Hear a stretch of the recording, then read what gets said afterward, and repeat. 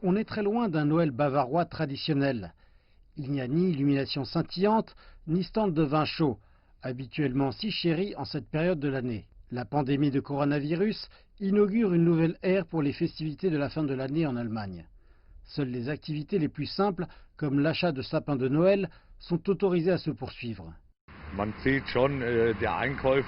Les gens choisissent leur sapin plus rapidement que d'habitude. Ils ne veulent tout simplement pas passer trop de temps ici. À présent, ces festivités en sourdine vont encore être davantage réduites, puisque les plans de réouverture du pays, juste à temps pour Noël, sont abandonnés à cause de la hausse ininterrompue de cas de Covid-19. La chancelière allemande Angela Merkel a annoncé la fermeture des magasins, des écoles et des garderies avant le 25 décembre.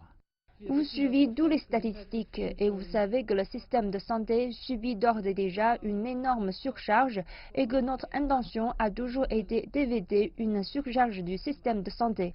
C'est pourquoi il y a un besoin urgent d'action. Les nouvelles règles s'appliqueront à toute la fédération. Les premiers ministres des 16 Länder et la chancelière se sont mis d'accord sur ces mesures lors d'une réunion en ligne. Certains Länder, comme celui de la Bavière, ont déjà imposé des confinements locaux plus stricts. Le coronavirus est devenu hors de contrôle. La situation est en fait inquiétante. C'est pourquoi nous ne voulons plus faire les choses à moitié, mais agir systématiquement.